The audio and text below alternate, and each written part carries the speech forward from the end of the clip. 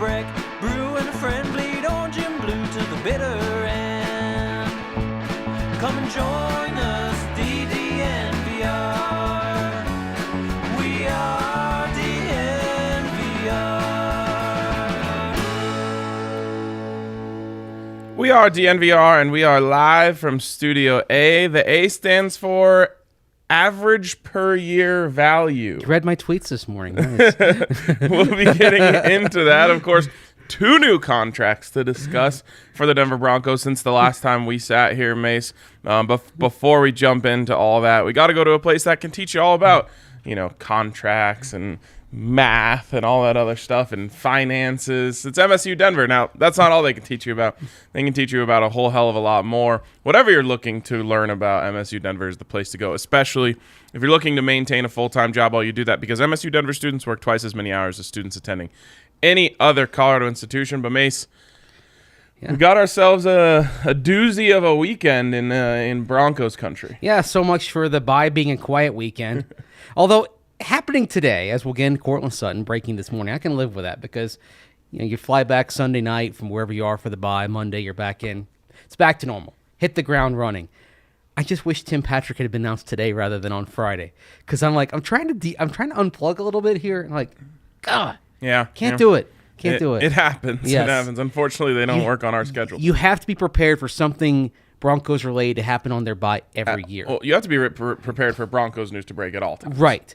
But I remember the most dramatic one was back in 2013, John Fox falling ill on the golf course in Charlotte and having to undergo surgery. Right, and that's a big one. That was kind of, in terms of something happening over the bye, that's the all-timer right there, and thankfully he was okay. Worst one for me was waking up at, I believe, 6:30 a.m. on New Year's Day to the news that Gary Kubiak was stepping down. Oh, yes. And I had a nice little hangover going on, and had to peel myself off the pillow to get that. Okay, the news today, of course. Well, the news this weekend, of course, starts with Tim Patrick, who signs a 3-year, $30 million extension. Mace, I'm gonna ask something tough of you, but give me your reaction to this without talking about the quarterback, because that's going to be our next topic, all about what this means for the quarterback. Just your non-quarterback reaction. Rewarding a diligent player who you've developed. Rewarding, for example, talk about diligent, talk about hustling, hardworking, all that. It's interesting to me that, and I don't think there's any connection to it, but 5 days after he's a guy trying to chase down Darius Slay, the last guy that had a chance, the last guy chasing him, that he signs the deal. That's what you expect from Tim Patrick. He is all hard work, all hustle. He maybe doesn't have the same physical gifts as a lot of his contemporaries, but he maximizes them all better. I mean, it's the cliche, hard work beats talent when talent doesn't work hard. Tim Patrick is hard work. Tim Patrick is taking those dozens to hundreds of balls from Mark Thews every day after practice because he wants to remedy the early drop woes that he had in his career, and the result is a guy that literally the last 2 years hasn't fumbled, hasn't dropped a pass. Touch wood.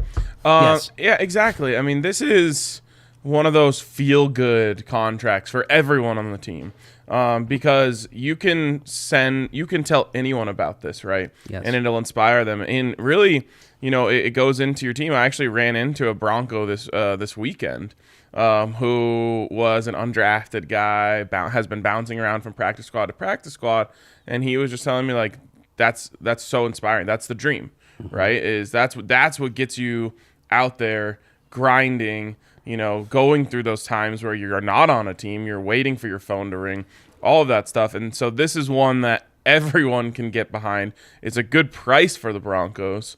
And, you mentioned the physical gifts.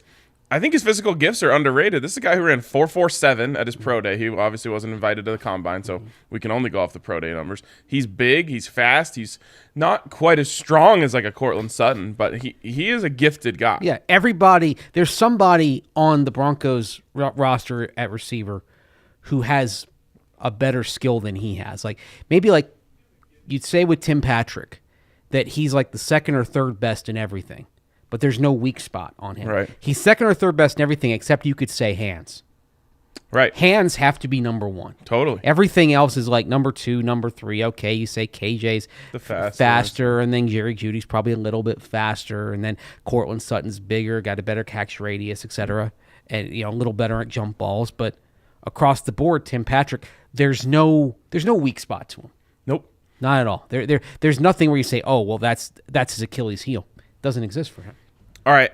We're going to have plenty more time to talk about Tim, Right. but let's get to the other news. Of course, today, Courtland Sutton, 4 years, $60 million to come back to the Broncos and extend him through at least 2025. Right. 34.9 guaranteed, 60.8 total. So basically, if you're going to do an average per year value, it's 15.2. Also, I mean, if you front load the guarantees effectively, it can kind of be a 2-year contract. Maybe I think when they kind of do the final accounting, we'll learn the per year breakdown here probably over the next couple of weeks. But probably it's effectively going to be a 3-year deal, I'd imagine, in the end, which is perfectly fair. Gives him a chance for another big score. Also gives him some security. Courtland, even though Tim Patrick, the career arc is a little bit like Chris Harris Jr., undrafted guy, having to stick. And, of course, Chris got the big deal late in his 4th season, kind of like Tim Patrick did. Sutton's re-signing reminds me of Chris Harris Jr. in that you're re-signing a guy who had an ACL the year before, has come back from that to be, if not 100% of what he was, reasonably close to that. And as a result, I think you're getting him on a little bit of a discount because you're offering kind of that security for a player who has kind of stared career mortality in the face. Absolutely.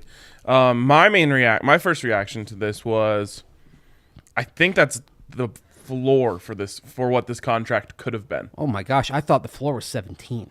Yeah, exactly. When I saw that number, when I looked at 60.8, and I'm like, okay, that's 15.2 a year. That's a steal. That's, as of the contracts today, which include a couple of franchise tag guys, that's 16th. That's right behind Cooper Kupp, right ahead of Jarvis Landry. And that feels like perfect. Now, Cooper Kupp is outperforming that contract. Right, but Landry I mean, he signed that a few years ago, right? And you're getting Courtland Sutton, who probably, they're not the same type of receiver, but certainly in terms of performance are relatively in the same ballpark. Yeah. You're getting him for value that you would have expected to get a receiver for 4 years ago. Exactly. Yeah. And I think you could even go find a clip of us talking about this where I said 15 is the cheapest you're going to possibly be able to get that deal.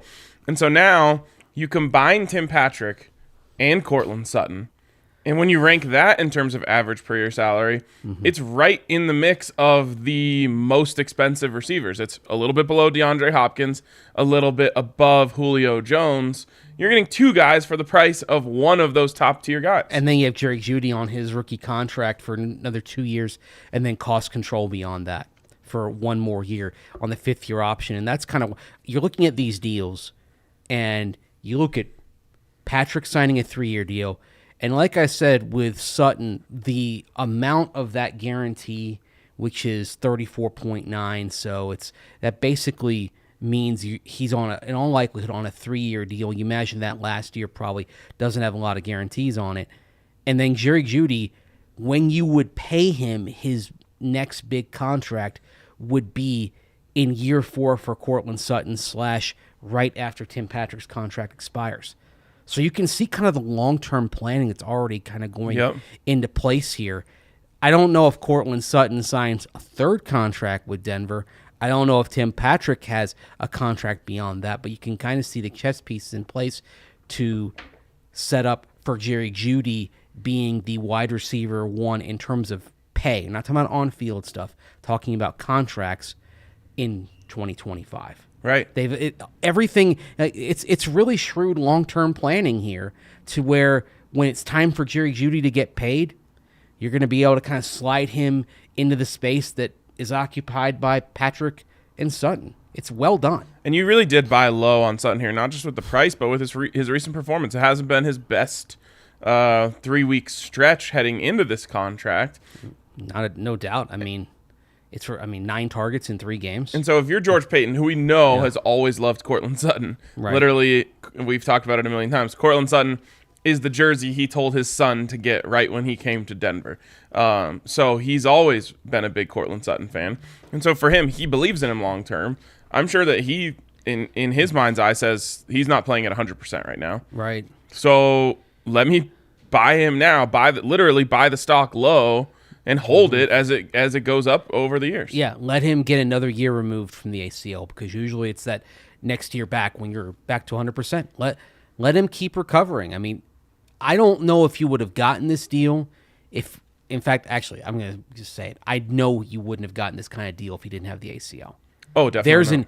It's not necessarily a hometown discount. This is a player recovering from injury discount. Yeah, and you hate that for the player. Right. But he still got life-changing money. Totally. Yeah, so I'm happy for him, and then if he continues doing what he's doing, there'll be a third contract for him that is big, just kind of like Devontae Adams got gets a third big contract. He continues on his trajectory. Maybe it's here, maybe it's somewhere else. There's another huge deal for Courtland Sutton coming on the other side of this. All right, Mace, we did it successfully. We made it this far without talking quarterbacks, because I didn't want to make their moment. I wanted to make that about them, but of course, everyone's first reaction to all of this is either something along the lines of, okay, this is setting up for a quarterback. You can do this because you have a cost-controlled quarterback coming. Yep. Or 3, just people being mad saying, no, why would you do this when you don't have a quarterback? Which is a little bit short-sighted. But in both paths, yes. Right, exactly. So let me ask you, is it more about building a foundation that Russell Wilson or Aaron Rodgers, or heck, even Derek Carr or Kirk Cousins would be interested in playing alongside? Or is it, hey, look, we're going to have a cost-controlled quarterback next year. Why would we, we don't have to exactly penny pinch on our other positions? Option A is the veteran. Yes. You're helping things no matter what, because if you have the young quarterback, if that's eventually the route you go, you've basically said, all right, you're going to have Sutton, Patrick, Judy. You have no excuse. Right. And you can easily pay those guys with a cost control with a cost control quarterback. If it's a veteran quarterback, then you're basically saying we're going to give you the weapons, but you're going to have to scrimp somewhere. It's probably going to mean scrimping on defense. That's where you're probably going to kind of have a little bit of roster imbalance. I don't think you're going to go from having one of the highest paid defenses to having one of the highest paid offenses in football. But that's just how you're going to build things in terms of overall team construction. But option A is the veteran, I think. All right. Clearly. What do you think? I'll give you my take. Okay. On the other side, just going to first tell you about the DNVR bar. You got to come down here, come hang out. It is such a great time. I will say, Mace, yesterday was my first time all season that I got to watch Sunday football from the couch all day, and I needed that. But before we did that, you needed to see some of how the rest of the world lives. Oh, like that Sunday night football game. I watched Packers Vikings early, and they're the second half. It's just exchanging touchdowns. Cousins and Rodgers playing. Can you top this in a duel of the unvaccinated? Throwing it up to Justin Jefferson on the third down. Anyways, before that, I had the tailgate, was hanging out at the bar for a little bit. Great crowd down here. All of your friends from Broncos Twitter hanging out, having a good time, having drinks. And you can do that just about any night here at the bar, depending on what team is on. Super excited. It won't be this Thursday because of Thanksgiving, but super excited to hopefully host some Rapids watch parties as we go through the playoffs. So all that, got to come check out the DNVR bar, get you a Hassel Cattle Company Wagyu burger, get you a Breckenridge Brew 22 ounce, and enjoy the atmosphere down here. Also enjoy the work from Chevalier Mortgage. If you're getting into buying a home, if that's a step that you are ready to take, then Mike and Virginia Chevalier are going to help you out. Chevalier Mortgage's ultimate goal is to take the stress out of buying and refinancing. Look, there's so many issues associated with that. You want somebody that's going to make things easier for you. Some people are going to make things easier. Mike and Chevalier will do that. They give their borrowers options with their full financial picture in mind, and will always put their borrowers first. And with prices going up, it's creating natural equity in your home if you have a home. So chances are you can refinance your mortgage and get some savings. Make this housing bubble work for you. Mike and Virginia Chevalier will tell you how to do that. They also have this going on for DNVR listeners.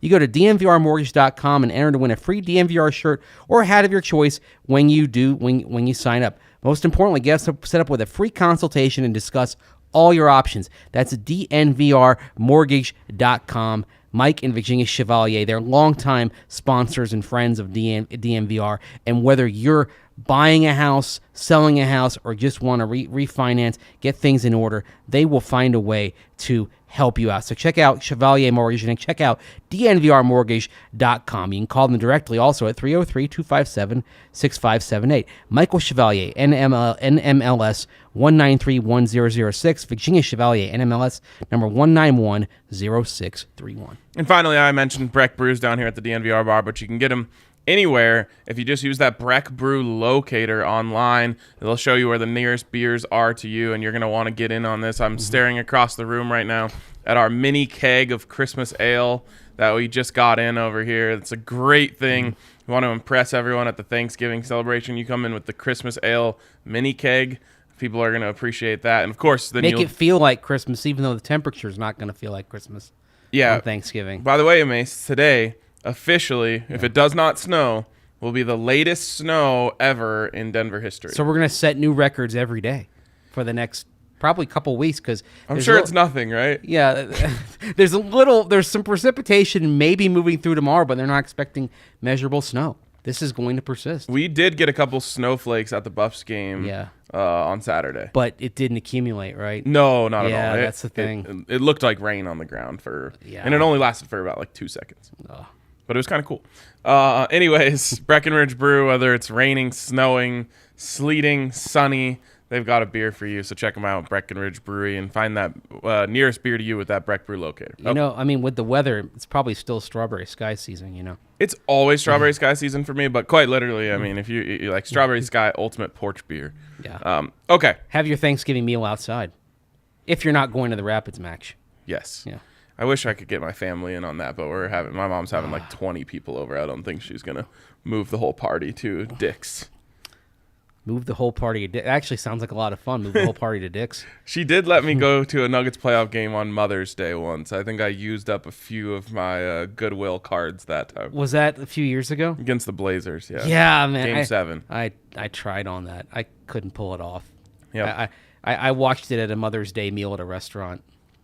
So I tried. I bargained, and I was just like, let's celebrate Mother's Day one day early, and then I'll go to the game tomorrow. Yeah. Anyways, my take on this in terms of what it means for the Broncos quarterback situation is it has to.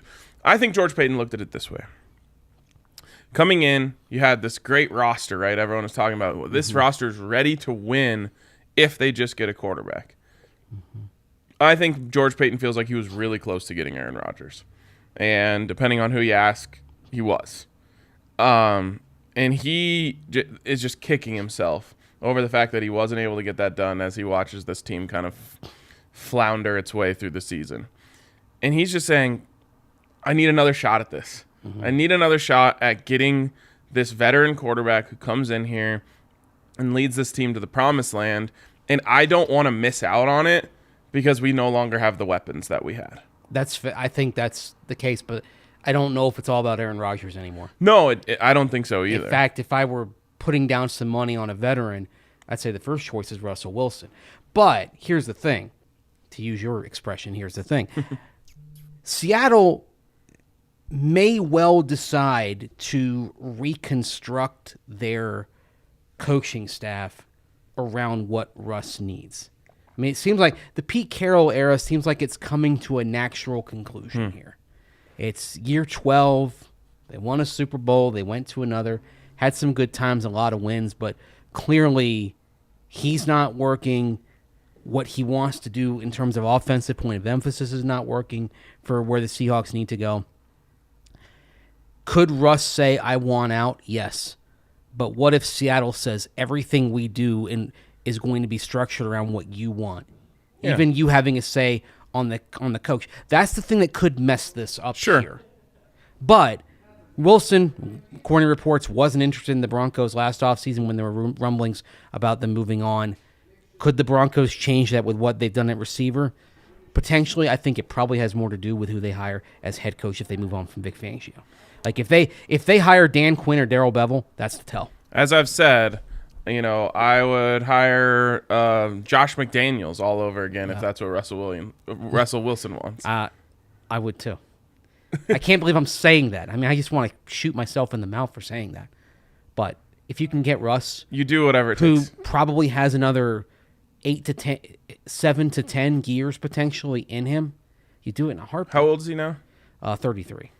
Just the way, really it. Yeah, the way quarterbacks age nowadays, and he got to the NFL at an older age than a lot of guys do because he had the postgraduate transfer. Oh, 5 years in college. Yeah, because he was at NC State, he graduated, he moved on to Wisconsin. Or maybe he could have just graduated early, but still. He did. He graduated from NC State. He had kind of the full. I think there was a redshirt year, and there were 3 other years, and then he moved, and then he had the extra year at Wisconsin. Okay. So he was an older than average guy going into the draft process. But at the same time, really the injury this year is the only significant injury that he's had. Yep. He's taken some hits, yes, but does not appear to be at a point of physical infirmity in any way because of it. No, and it really does feel like things are just over in Seattle. What was their record last year? I think they were a 10-win team last year. I believe they were maybe 11 wins because they hosted the Rams in the wild card round. Not that home field advantage meant anything last year. Right. Yeah. But, okay, so they're an 11-win team last year. Yeah. And he was over it. What are they're on pace for like 6 wins right now. Yeah. Even less, I guess. And they're all, their game plan, they're just, the game plans the last 2 weeks have just been tepid. Yeah.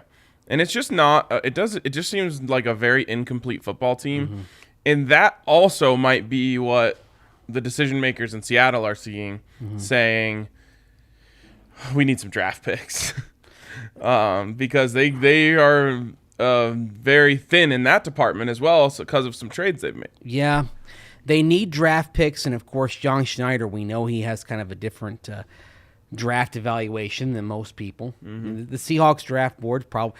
If you stacked up every draft board around the league, all 32 teams, the one that would look the most different from the rest of them year in and year out would be Seattle's.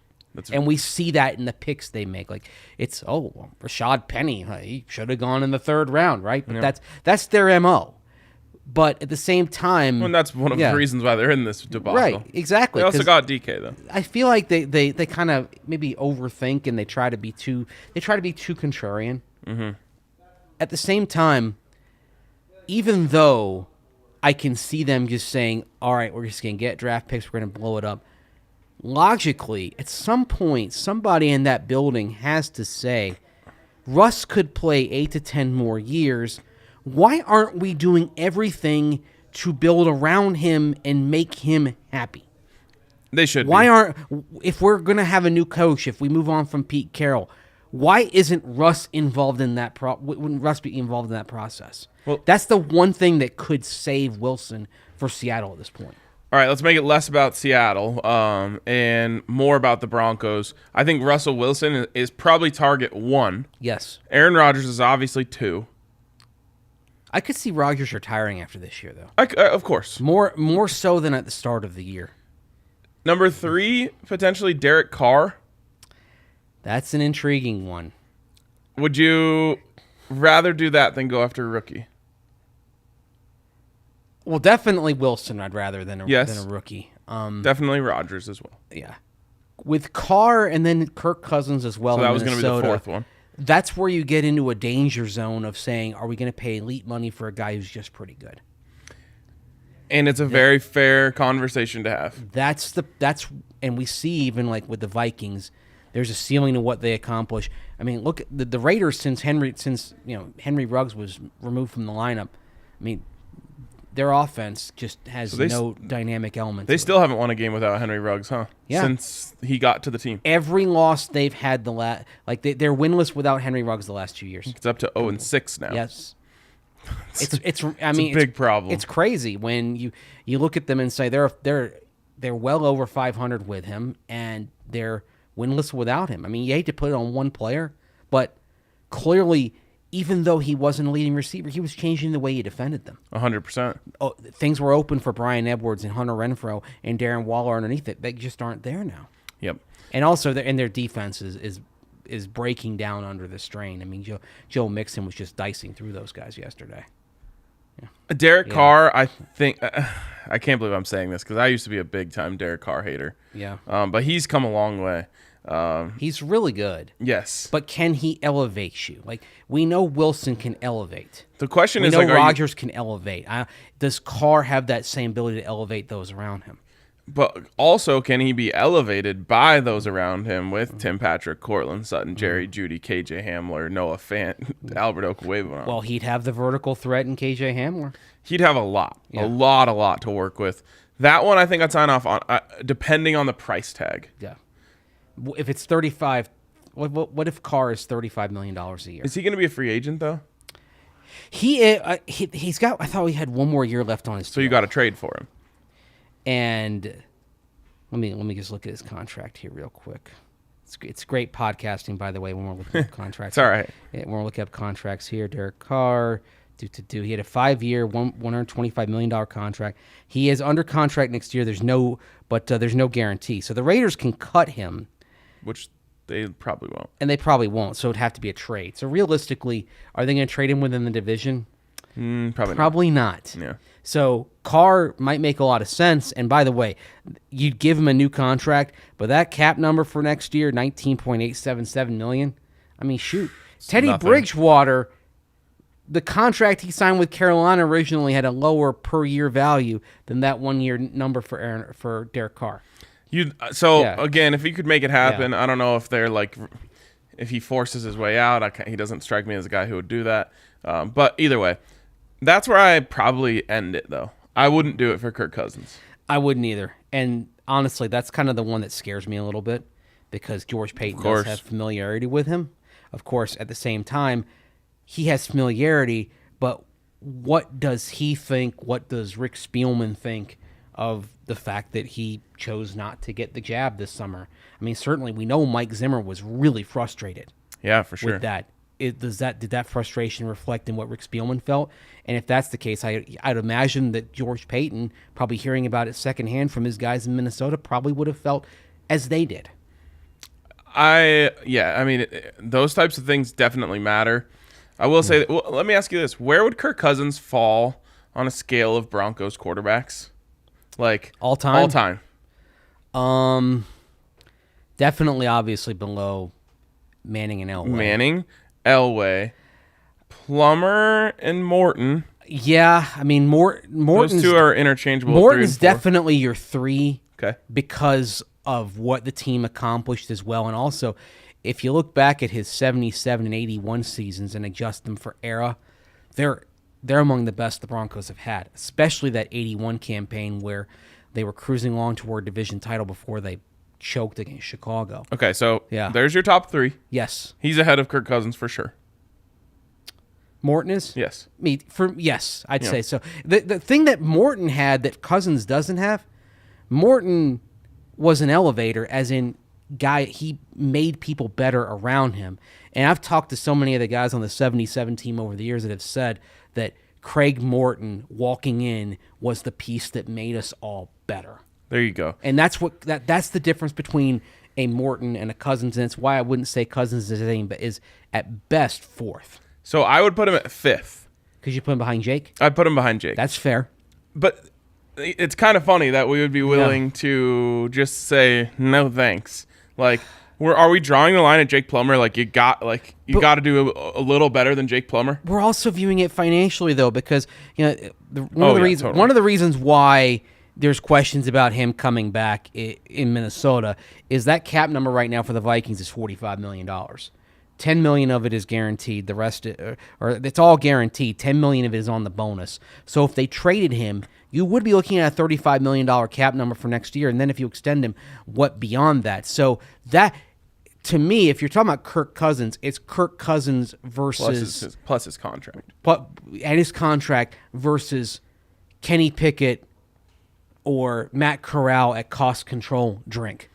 Yeah, and that's where I think you draw the line. You draw the line, and Matt Ryan's another interesting potential possibility as well. But you shook your head. That tells me you think he's washed. I mean, he got shut out last time he was on the field. Recency bias, but yes. I know. I'm just saying, like, good quarterbacks that you want to bring in here don't get shut out. Yeah. Ever. Before you move on from. Yeah, we got a little super chat here from Alaska Preston. He says, Cousins over Carr. Cousins has had some good years. Cousins has had some good years. He is. But, I mean, he's the ultimate statistical accomplishment guy. Kirk Cousins essentially getting paid twice as much what you would be paying Derek Carr next year if you got that contract. I'd rather have Carr. And frankly, I mean, I look at their best seasons, and I would put Carr's 16 season in particular, where he was a legit MVP candidate, over anything that Cousins accomplished. I just want to say, as we're talking about, quote-unquote retread quarterbacks here, not as many people calling me crazy for thinking that Carson Wentz wasn't the worst idea. Coaching and environment matters. Totally. I'm not. I don't think Carson Wentz is doing that with anybody but Frank Reich. It's those two. I don't want to limit them that much, but those two are two peas in a pod. Yeah, they're peanut butter and jelly together. Those two, and I love it. I think it's great. It also helps that you've got right now Jonathan Taylor. At this moment today, the best active running back in the NFL is Jonathan Taylor, and that's why I was scared for the Chiefs taking him in 2020, and I was relieved when they took Edwards-Helaire. Taylor's the guy they should have picked. Oh yeah, complete back. Oh yeah, that would have been like a 1-for-1. It would have been an upgrade, but they lost Kareem Hunt, and that hurt the balance of their offense. Yeah, and they would have been right back there. Yeah, there's literally nothing that Taylor doesn't do well. He's awesome at this point. Even his press conferences are good. Yeah, I actually, and I was just in Wisconsin this weekend. He's all over commercials there. Oh, I'm sure. He's a pitch man. Like you see him for for UW Credit Union. There are billboards of Jonathan Taylor around Madison, Wisconsin. That's awesome. Like he's the man. He's become the man there. That's awesome. Maybe the dream scenario is, I guess, you trade for Jonathan Taylor and you trade for Russell Wilson and you just. I don't think they're trading Jonathan Taylor. They're not trading Jonathan Taylor. But yeah, he's terrific. Yeah. Okay, so we draw the line at Derek Carr, and then you move on to the draft, which, if you didn't listen to Thursday's episode of the podcast, Henry gave us a really great breakdown of the quarterbacks in this class. Who does Henry like the best? He has Carson Strong as his number one. Yeah, I'm trying to get on board with Strong. I feel like it's going to take him a little bit too long to develop because there's no running threat from him. And when you can only defend the arm, it makes it easier for defenses to kind of game plan you early on. And, of course, the counter to that now is going to be, well, look at Mac Jones. He's not Mac Jones. And Mac Jones is in the perfect system with the perfect coaching. Totally, and that's what I mean. Yeah, you can't assume that you're going to have that. You have to assume flaws. Right. So I will say, when I watch him play and I see throws, and I said this to Henry, I say, oh, those are NFL throws. He does. Yeah, he made some. I watched him against more than anyone Cal earlier this year. He had some nice throws on Friday. He also, let's face it, very inconsistent. Very inconsistent when he didn't have the biggest one that he would have needed there at the end on that when they went into 2-point conversion tiebreak third overtime mode. I didn't catch that game. Yeah. Sounds like it was awesome. It was if not for Chargers Steelers, I think that was kind of the game of the weekend, at least in the games that I watched. Wow, of football. Nice. That was a lot of fun. That was a lot of fun on Friday night. Most people would not agree with me, but the game of the weekend for me, Buffs over Washington.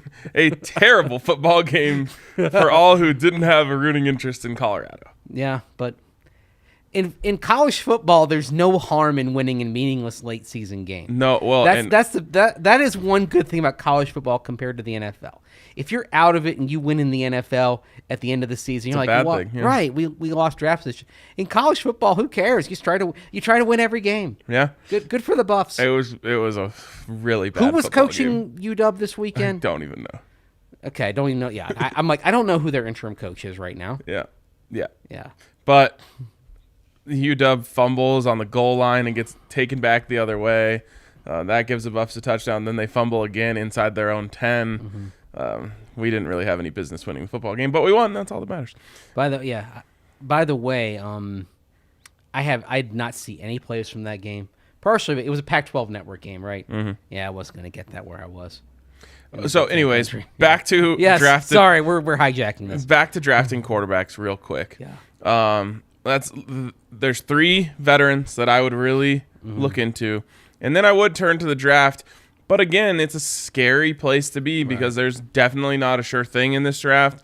And the flip side of that is the Broncos wouldn't, if there was a sure thing, the Broncos wouldn't be in a position to take him. Right. This is one. But they are in position to trade up for him with maybe the assets they've accumulated. But I'm saying if there was a Right. Trevor Lawrence in this draft, the Broncos would have no shot. Right. But there isn't. And if you're the Broncos, that could be a good thing for you because maybe the guy that you think is the guy isn't a consensus the guy.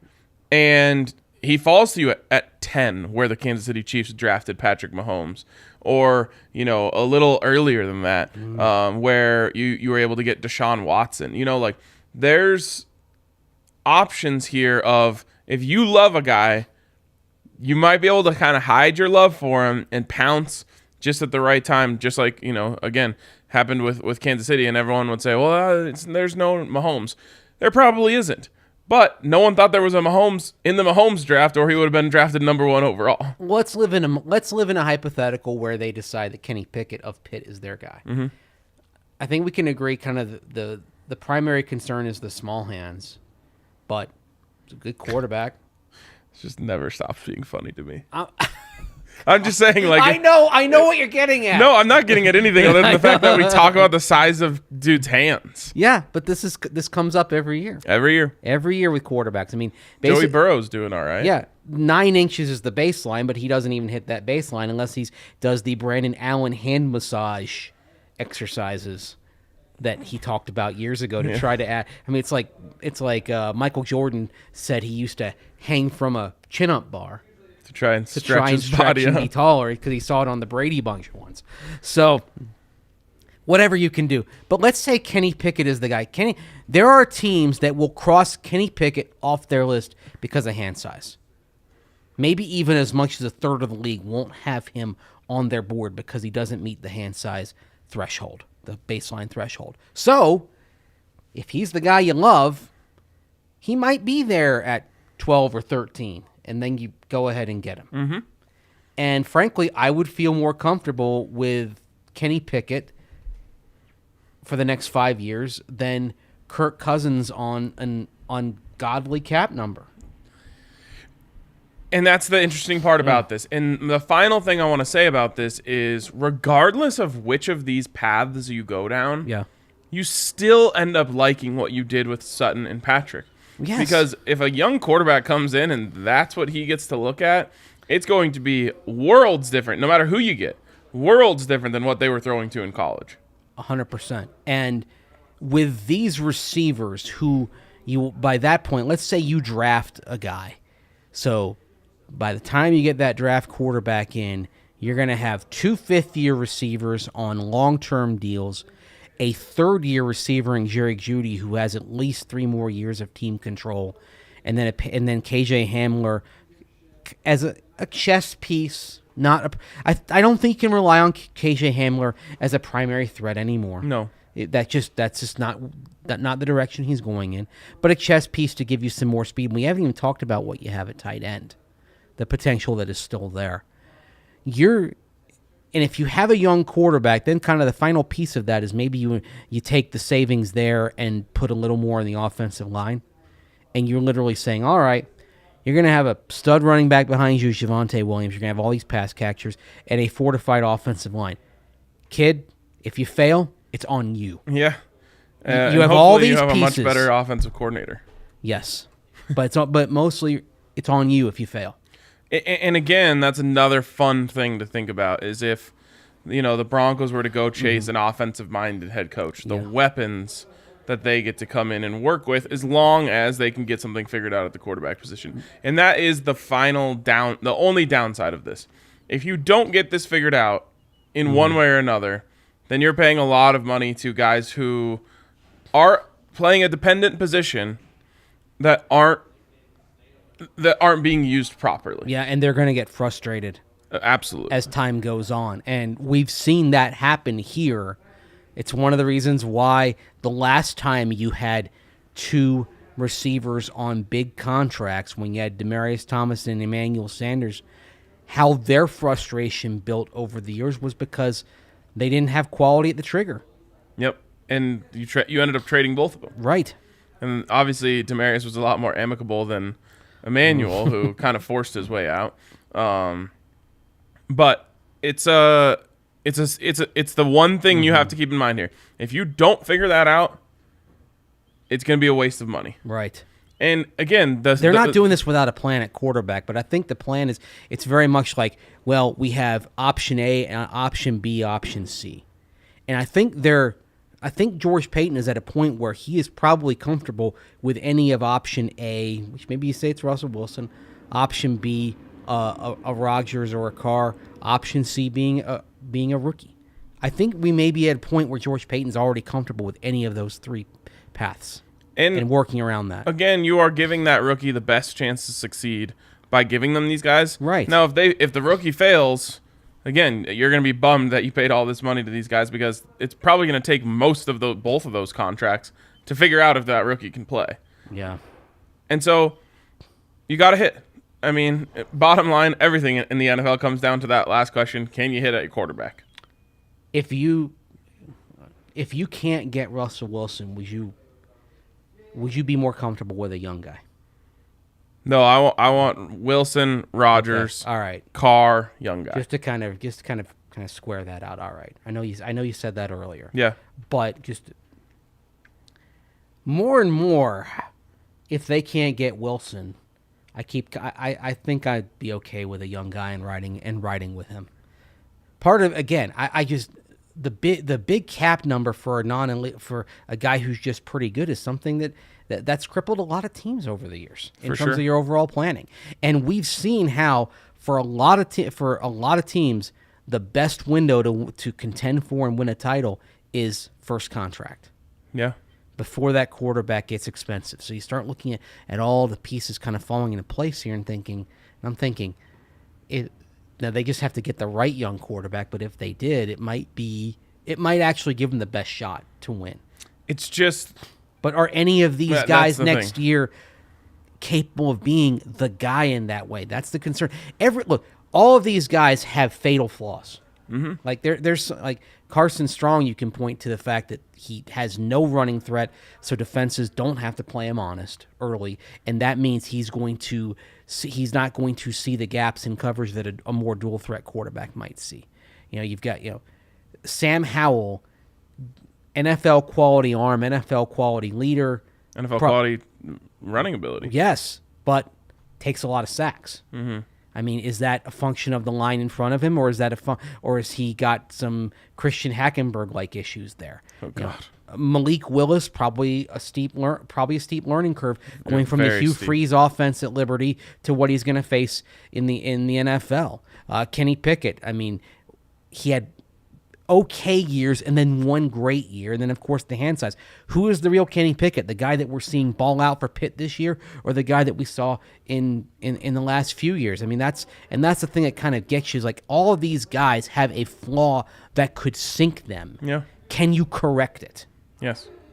So it's an important question. Yeah. We're going to get to some more important questions from the listeners here in a second, but first, an answer to your beef needs this holiday season, forget the turkey. No one actually likes it that much.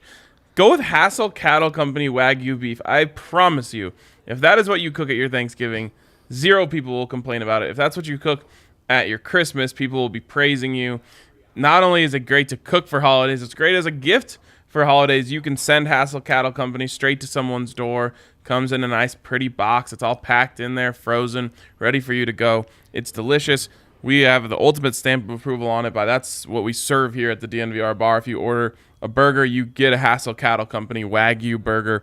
There's just so much great stuff over there, including their sausages, their beef bacon. I could go on and on and on. It is a fantastic burger. It's a fantastic steak. It is incredible beef. So hit up our friends over at Hassel Cattle Company.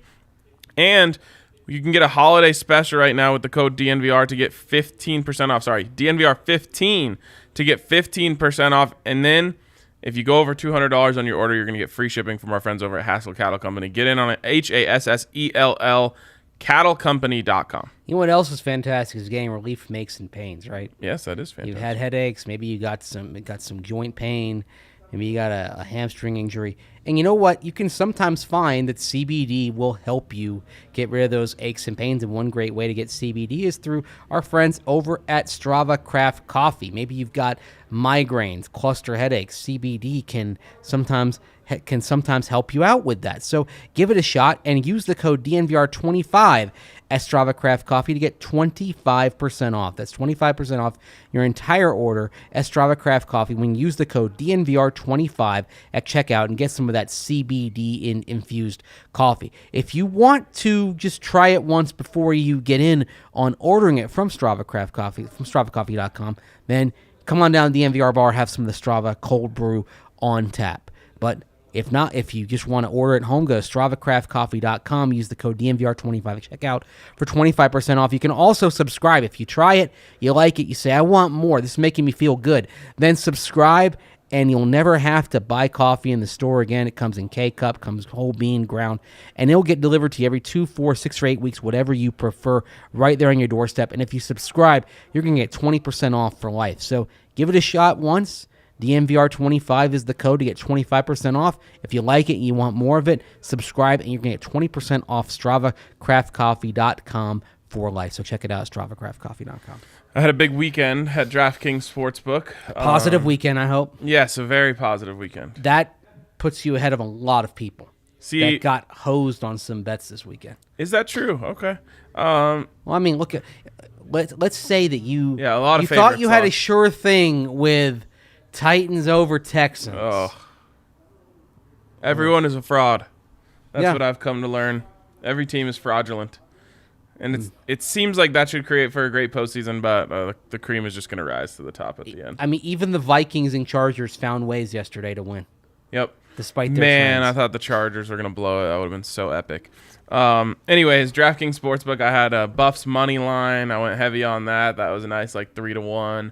I put a nice little parlay together in the afternoon games yesterday. It was a good day. And you can have a great day over at DraftKings Sportsbook too. You can have a great night tonight because all you got to do is bet $1 on the game tonight. And if a single point is scored, you're going to get $100 in free bets.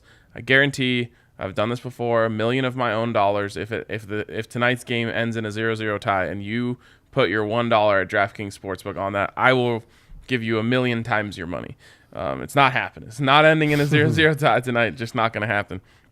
Anyways, get over to DraftKings, get in on that $1 to get $100 in free bets, and you can also get a sign-up bonus up to $1,000 when you use that code DNVR. But to get in on that free bet, $1 for 100 in free bets, you must be 21 or older, Colorado only, new customers only, restrictions apply. See DraftKings.com/sportsbook for details, and if you have a gambling problem, call 1-800-522-4700. All right, Mace, let's get into the questions from the listeners here. Do you have the first one there? Yeah, I'm queuing it up here right now. It's okay. Well, let's get to the super chats. We have super chats, yes. Okay. All right, let's get to the super chats. First one comes in from Richard Summers. I haven't gotten around to looking at Pickett yet. What are his strengths? Good anticipatory throws, good command of the offense. He doesn't have a cannon, but his arm is fine. It's NFL quality, and really Also absorbs a scheme very well. He's going to score very high at the whiteboard. I think actually the thing that Pickett and Sam Howell may distinguish themselves at when they get to the pre-draft process is at the whiteboard when they interview with teams.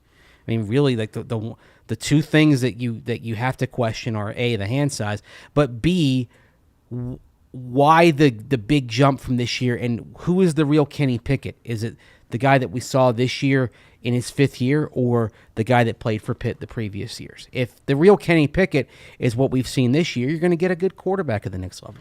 I honestly see a Kirk Cousins, Derek Carr tier quarterback in Kenny Pickett. That's not a bad thing. If you can draft that guy and get him cost control, you'd love that. But then when you pay him after 5 years, that's the problem. And that's something you always have to think about is if you draft this guy and he hits but not at the top. But Broncos country has been in the desert for so long. Oh, yeah. That if you had that guy at cost control for 5 years, we'll figure out the rest later. The other thing is this. If he's at that level in cost control and you've invested wisely in the rest of the roster, you can win a Super Bowl with that. Yeah. You can. I mean, Atlanta, not cost control, but they had Matt Ryan. And they got a great year out of him, and they almost won a Super Bowl with Matt Ryan. Yep. And really should have, but anyway. Anyways, all right, next super chat here from James. If Denver signs a top offensive head coach, I do believe you provide Drew Lock one more chance to make a difference in coaching and play. It's coaching and play calling. I think the organization has made their decision on Drew. I think they have as well. And the other thing that comes into play is unless he's really spectacular, like MVP level, you'd be potentially paying too much for him.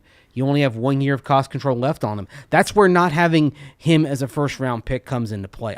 I wish they had traded back up in around 1 and taken Drew Lock. The reason being you would have effectively 2 years to figure it out with him. Well, and you would have committed more to him.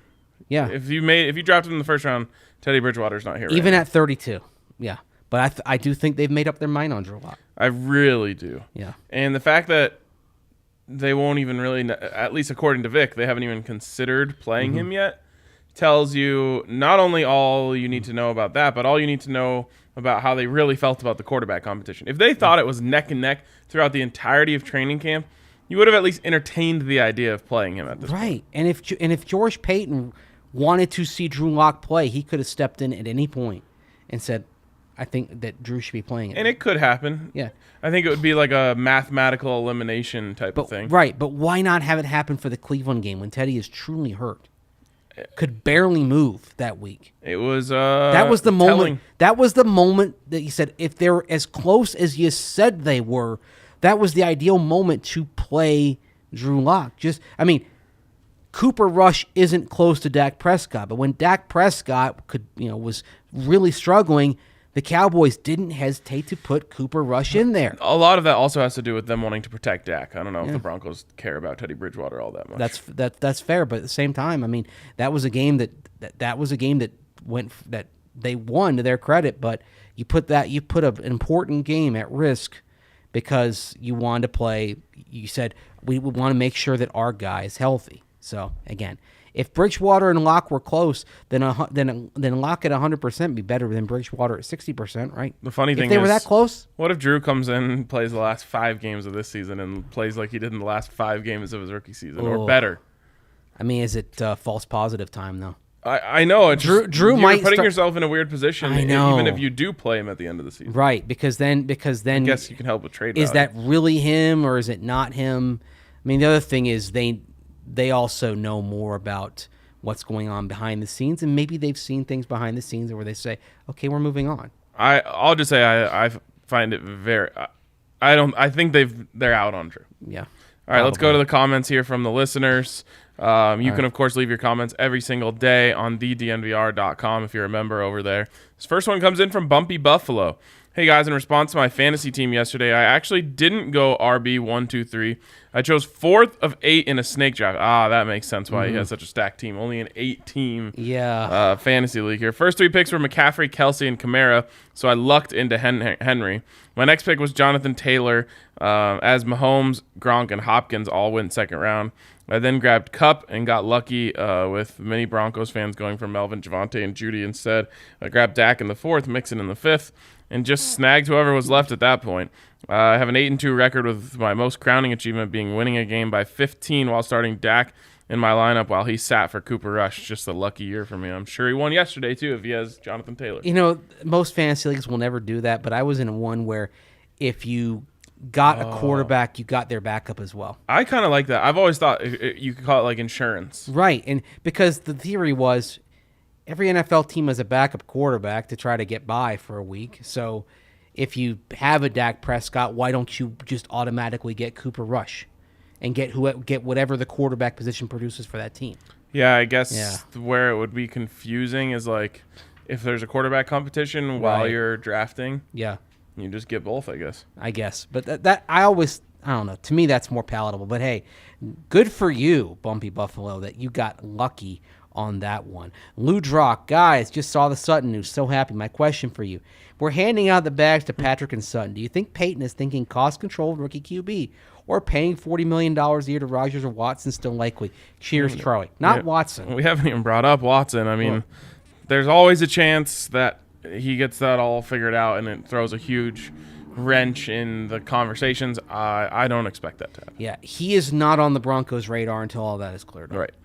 As it should make that clear. As it should be. And there are some teams that Watson is on their radar already. Even with that, the Broncos aren't among those. And teams. it should tell you about what the Texans think is going to happen, that they wouldn't put clauses in the trade with Miami that's essentially said, like, if he never plays again, it reverses the trade. Yeah. Which tells you that they don't think he's playing. Yeah. Or they're just, I mean, if I were them, I wouldn't have made that deal if you knew or you didn't know. Or maybe they think that if it's cleared up that they'll get more. And more teams will enter the chat. And they probably wouldn't. More teams will. And the Broncos, if it's all cleared up, the Broncos will certainly inquire. But Watson has to want to come to Denver. There's no indication that he wants to come to Denver, although you have given him the receivers. So I think at this point he'll take whatever job he can get if he can get a job in the NFL. Yeah. Now, if he's cleared, that changes everything. But as for like a cap space question, the Broncos are in a position still to be able to pull that off. Yeah, because I believe Over the Cap going into today had them at over $70 million projected cap space for next year. So let's assume that the cap figures for Patrick and Sutton are their average annual value. That would be about $26.5 million. They would still be looking at north of $44 million of cap space. And that's before any other moves come into play. So there is plenty of room to get whatever quarterback they want. It might mean the end of their shopping for the most part, but they can go get the quarterback. They can. And you always have to remember it's not $30 million straight off the cap. Right. You can move things around and you can give Courtland Sutton next year, like his cap number next year could be $8 million. Right.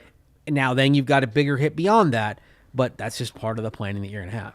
Next one from Def Woo. Haven't heard that phrase in a while. Thank you, George Payton, for the Monday morning good news. I can't remember the last time anything happened on a Monday. What a bye week. Yeah. Now we just need to find a QB to get them the ball for the next 4 years. I'm out of hope for this season, but Payton's decision gives me hope that there's a light at the end of this tunnel. And Zach said this on Twitter today, and I really agree. He's getting this stuff done early. I love seeing a GM be ahead of the clock. Rather than wait for the cost to go up. And just getting deals done at the 11th hour. I don't like that. I mean, think of it like buying airline tickets, right? Do you ever really save money by waiting when you know you're making a trip? Never. And I've always thought, like, you know, I've been in the airport, missed a flight. There's another flight that leaves in an hour. Yeah.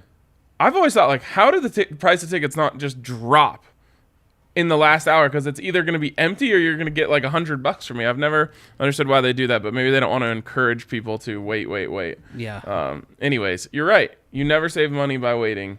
Unless we're talking about like going to a sporting event. Yeah, which she might. By the way, last night, not knowing that the Courtland Sutton thing was coming, I actually went on Ticketmaster to look and see how many available tickets there were on the market. For Broncos Chargers this Broncos Chargers, 8,613.